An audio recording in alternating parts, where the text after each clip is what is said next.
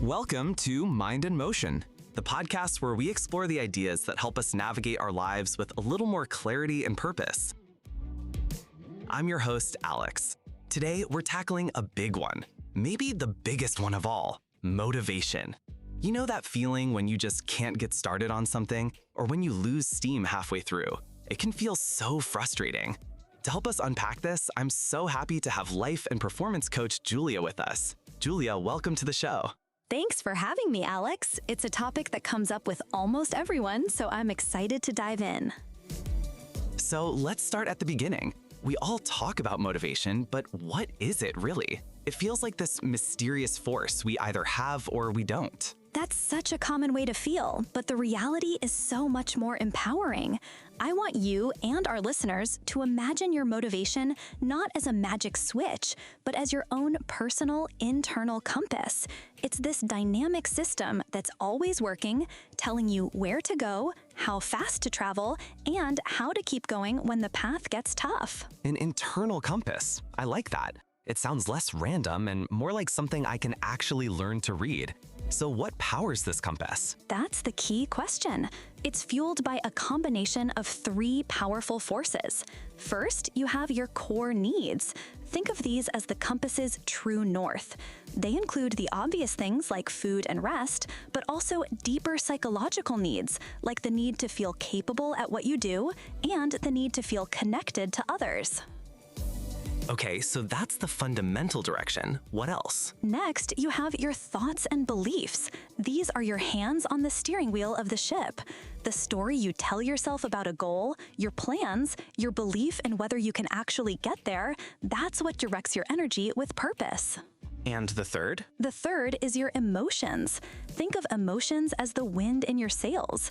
A sudden wave of excitement can propel you forward, while a jolt of fear can make you change course instantly to stay safe.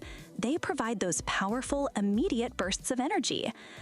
So you see, it's this beautiful system of needs, thoughts, and emotions all working together. It's not a mystery, it's just a system we need to understand. Wow, okay. Thinking of it as a system of needs, thoughts, and emotions is a game changer. So if we're learning to read our own compass, what's the most important lesson we should take away from this? What's the big aha moment? There are a few, but the biggest one is this. It's not just how much motivation you have, but what kind that truly matters. What do you mean by what kind? It's about the source. Are you doing something because you genuinely find it interesting and meaningful?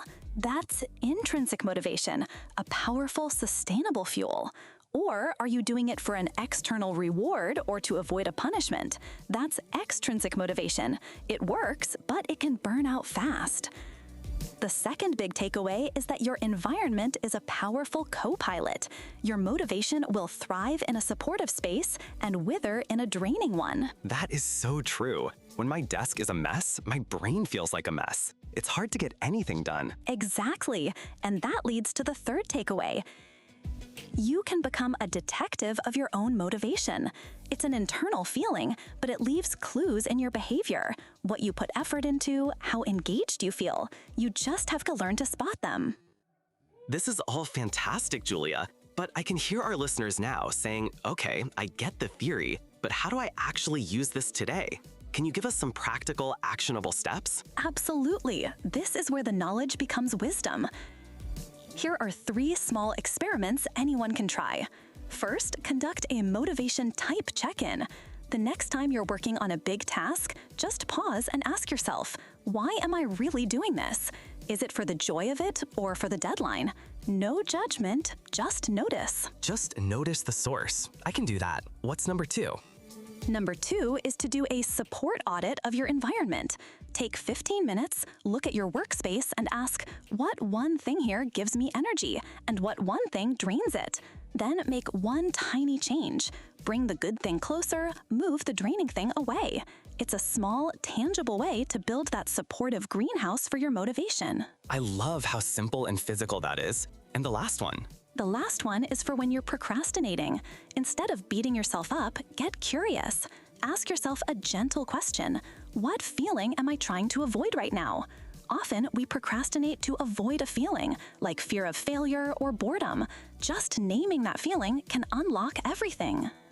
Naming the feeling, not just fighting the procrastination, that's a huge shift in perspective. So to recap, we've learned that motivation is a system of our needs, thoughts, and emotions. The big idea is to focus on the type of motivation, not just the amount, and to remember that our environment and our ability to observe our own clues are key. You've got it. And if I can leave you and your listeners with one final thought, it's this. Remember, understanding your motivation isn't about judging yourself. It's about becoming a better partner to yourself. Be curious, be kind, and know that every small step you take is progress. What a perfect way to end. Julia, thank you so much for breaking this down for us today and for giving us such practical tools. My pleasure, Alex. It was great to be here.